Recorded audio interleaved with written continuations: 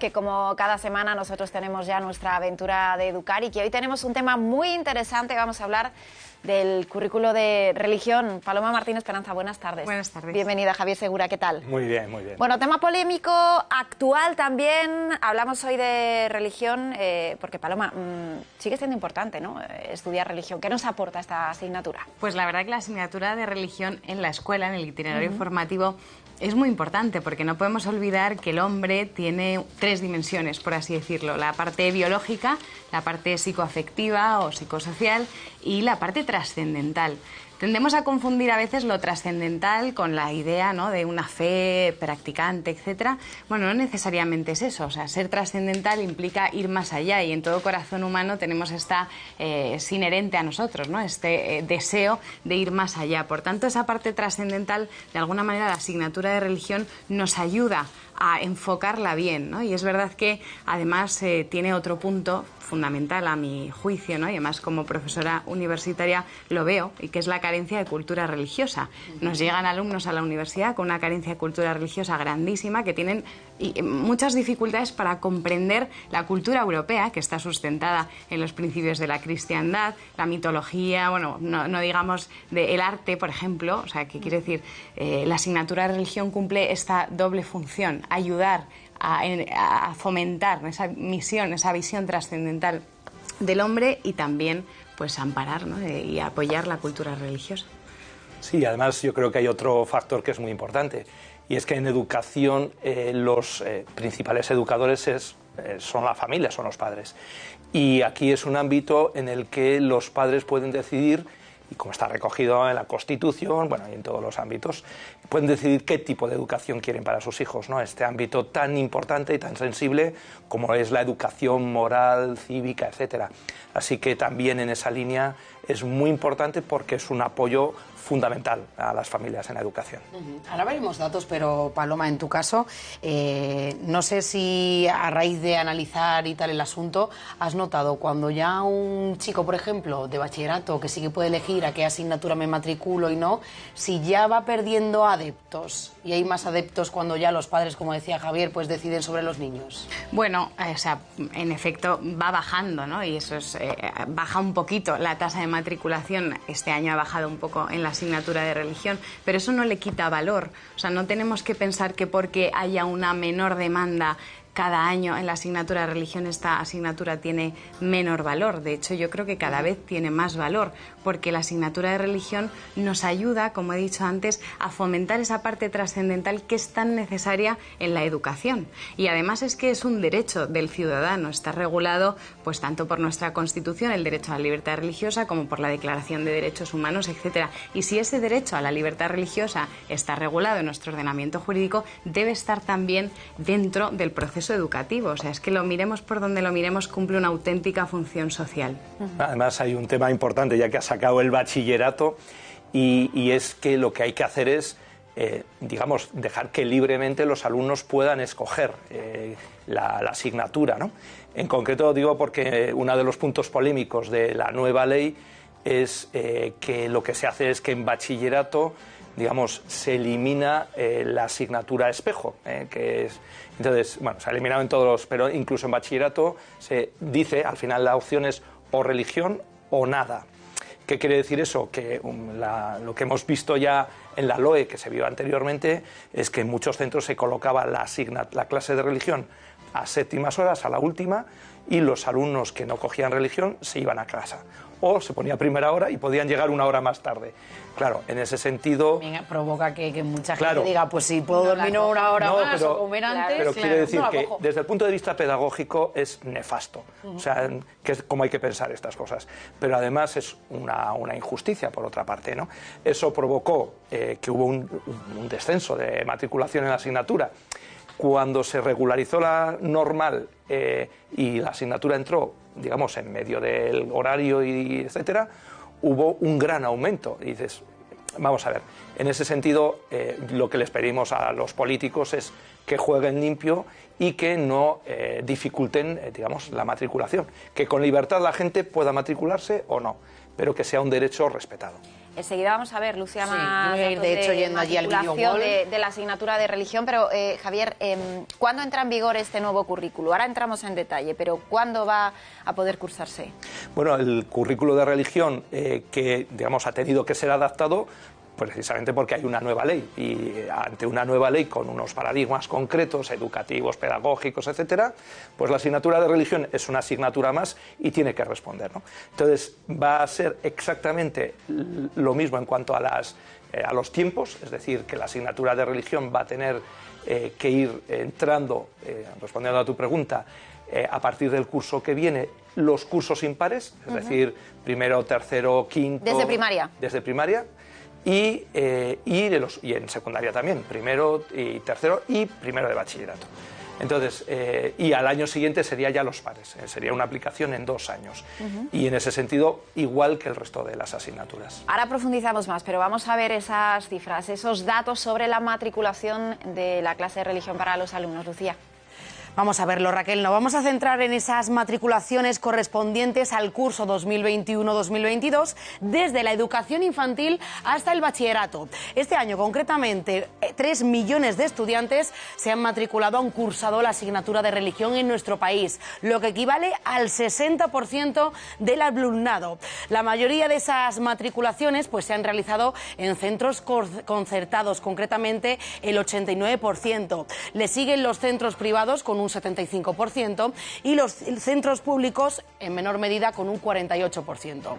Analizando los datos encontramos diferencias entre las distintas comunidades autónomas y es que nos centramos en primaria, esta vez concretamente en el curso 2019-2020, concretamente en todos los centros. Pues bien, Melilla, tan solo el 15% de los alumnos de primaria se matricularon ese año a la asignatura de religión. En segundo lugar, pues está País Vasco con un 38%, Cataluña algo por encima con un 39% y las 3 comunidades donde los alumnos cursaron esta asignatura de religión de forma más abundante fue Madrid con un 60%, le sigue Andalucía con un 77% y se sitúa a la cabeza Extremadura con un 83%. Gracias, Lucía. Eso en cuanto a la religión católica, pero hay también otras matriculaciones. Claro, hay que tener en cuenta que hay 4, digamos, confesiones religiosas que tienen firmados un acuerdo de una forma u otra, ¿no? Que son el Islam, la evangélica, la católica y, bueno, el judaísmo tiene otro tipo de convenio, pero bueno, digamos, y en ese sentido, por ejemplo, el dato de Melilla hay que incluir también los alumnos que se matriculan en religión islámica, ¿no? Claro. Lo cual es muy importante lo que estábamos diciendo, porque no es un derecho solo de una religión, claro, es para sino que todos. es el derecho de los padres a elegir el tipo de formación religiosa y moral, ¿no? En ese sentido, también el otro dato que me parece importante resaltar, es verdad que en la pública hay una menor matriculación porcentual, pero como hay más incidencia de la escuela pública, hay más alumnos en la pública en religión que en el resto. A ese dato quería ir yo, casi un 50% de los alumnos que estudian en un colegio público la eligen, porque todos pensamos en un concertado, en un privado, es cierto, hay más matriculación, pero hay menos alumnos, por lo tanto es una opción elegida por muchos padres. Por supuesto, y ahí tenemos los datos. De hecho, como decía Javier, el mayor número de alumnos está precisamente en la escuela pública y no debemos confundir la idea de una educación en un colegio concertado que sea católica con la asignatura de religión, son cosas distintas. Tampoco debemos confundir la asignatura con la catequesis, que también son cosas diferentes. En la asignatura de religión no se están evaluando la fe de los alumnos, sino que se está evaluando su aprendizaje en la cuestión religiosa, en el hecho religioso, pues si es en religión católica, en religión católica. Estamos hablando de conocimientos, no de la fe. Y de hecho, bueno, pues yo creo que lo que pretende la asignatura de religión también es ayudar a que el alumno se sienta libre, o sea, que sea libre para pensar y también libre para creer. O sea, digamos que uno puede decidir, pues oye, yo soy ateo o yo soy creyente, pero desde la libertad. Y para tener libertad, pues debemos tener conocimiento, con lo cual es que me parece fundamental esta asignatura. Ahora vamos a entrar a analizar ese currículo, pero hay que decir que los obispos, pues por su parte, han lamentado la mínima carga lectiva de esta asignatura de religión, precisamente en estos currículos. Así lo decían y lo dejaban ver en esta rueda de prensa. Es nuestra intención seguir reclamando un aumento de la carga lectiva y, en todo caso, procurar mantener el diálogo con las autoridades políticas y la comunidad educativa toda. Mantenemos la esperanza en el futuro que nuestra sociedad pueda disfrutar de una mejor consideración académica para las enseñanzas de la religión, como proponen las instituciones europeas y como es la realidad en la mayoría de los países de nuestro entorno. Ahí lo hemos escuchado, Javier, un pequeño apunte. ¿Cuáles han sido estas modificaciones? Bueno, hay una modificación que yo creo que lo señalábamos antes, que es importante. Es decir, hay una nueva ley educativa que tiene unas claves, por ejemplo, la importancia de todo el tema de las competencias, etcétera. Bueno, eso lo tiene que acoger la asignatura de religión y, de hecho, lo ha hecho, ¿no? Entonces, todo el paradigma, digamos, pedagógico, pues lo asume, ¿no? Y luego, digamos, ya para comprender un poquillo, hay una clave que yo creo que puede ser así sencilla, ¿no?, de entender. Digamos que el currículum actual parte de la necesidad de maduración en todos los ámbitos de la vida del alumno y cómo el hecho religioso responde a esa necesidad de maduración. La maduración personal, crecimiento individual como persona en todas las facultades, la interioridad, etcétera, la maduración en el entorno, en la relación con las demás personas y luego la maduración en lo que es la relación con la sociedad, etcétera, ¿no? En ese sentido, digamos que se diferencia del anterior currículum, porque el anterior currículum partía de la teología, por decirlo así, de lo que son los fundamentos de la fe, y luego se veía cómo eso llegaba al niño. Entonces, es como un cambio para estudiar lo mismo. Evidentemente lo que se analiza es el hecho religioso, pero donde cambia, por decirlo así, es la perspectiva, ¿no? Y bueno, pues yo creo que en ese sentido puede ser muy rica y dependerá mucho, como siempre, de cómo se aplique, claro, y cómo lo aplique el profesorado. Pero digamos, ese sería como el principal eje, ¿no? Pues si os parece, vamos a continuar profundizando en esto con alguien que ha estudiado y ha trabajado en la elaboración del currículo de la nueva asignatura de religión, que es Xavier Cortés, exdirectivo de Escuelas Católicas y profesor de religión en primaria y secundaria. Buenos días, Xavier. Muy buenos días, ¿qué tal? Bueno, en términos generales, ¿cuáles son las novedades de este nuevo currículo? Bueno, la primera novedad la ha introducido Javier, y es que digamos que el paradigma didáctico en esta nueva ley ha cambiado, y entonces hemos optado por el modelo competencial. El modelo competencial es una forma de mirar cómo hay que organizar los aprendizajes en la escuela. Y hay que decir que ese modelo competencial no nos lo hemos inventado nosotros, sino que procede de Europa.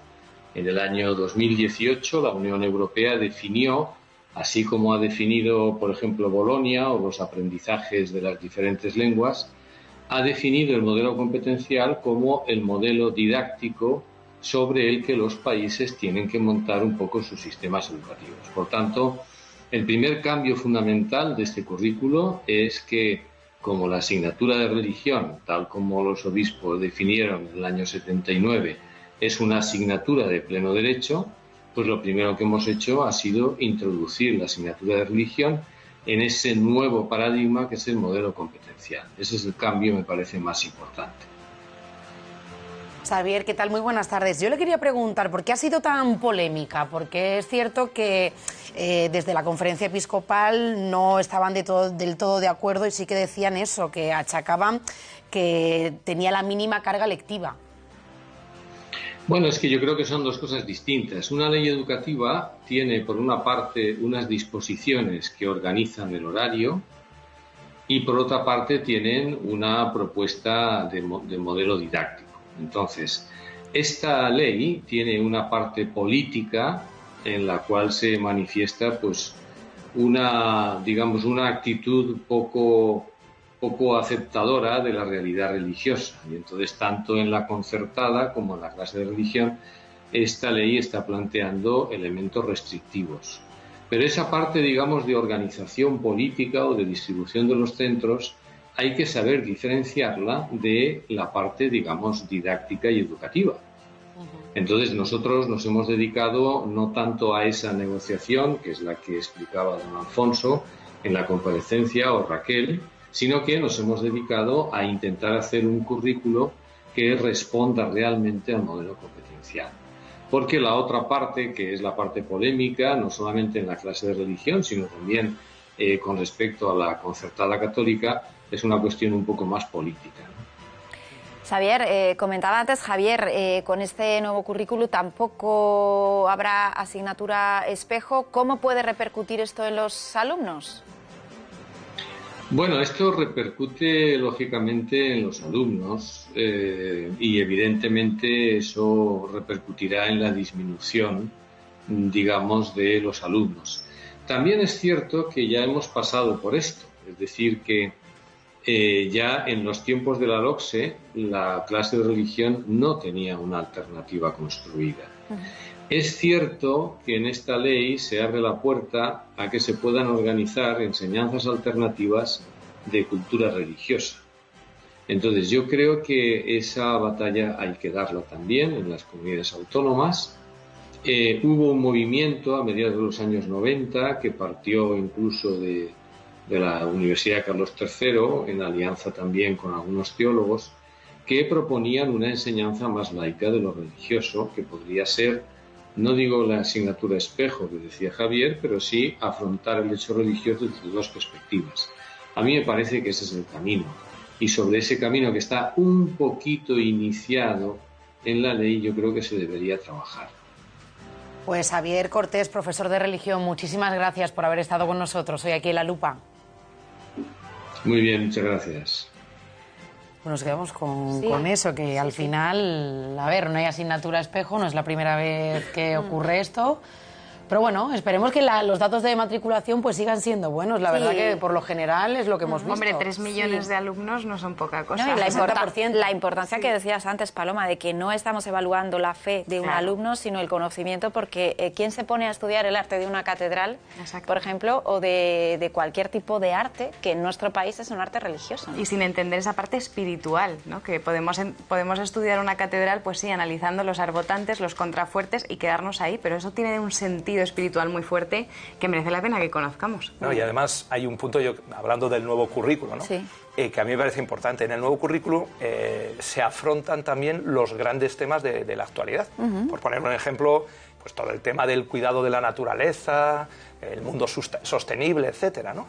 Pero lo que se hace es afrontar esos temas desde la perspectiva católica y aportar precisamente desde ahí, ¿no? Es decir, que para el cuidado de la naturaleza nosotros lo que aportamos es precisamente Dios como creador, el hombre como, digamos, el sujeto de derechos en la naturaleza, lo máximo el ser humano en la creación, y desde ahí el cuidado que tiene que tener el ser humano de la creación, ¿no? En ese sentido es muy oportuno el que desde la clase de religión se aporten todos estos grandes temas y se dé la respuesta que nace del Evangelio, ¿no? Pues Javier Segura, Paloma Martín, gracias. La semana que viene estamos de nuevo con vosotros, estamos ya a las puertas del verano y ya les adelanto que hablaremos de cómo ocupar el tiempo en las vacaciones con los pequeños en casa, ¿no? Sí. Tema interesante, hay mucho tiempo por delante. Gracias.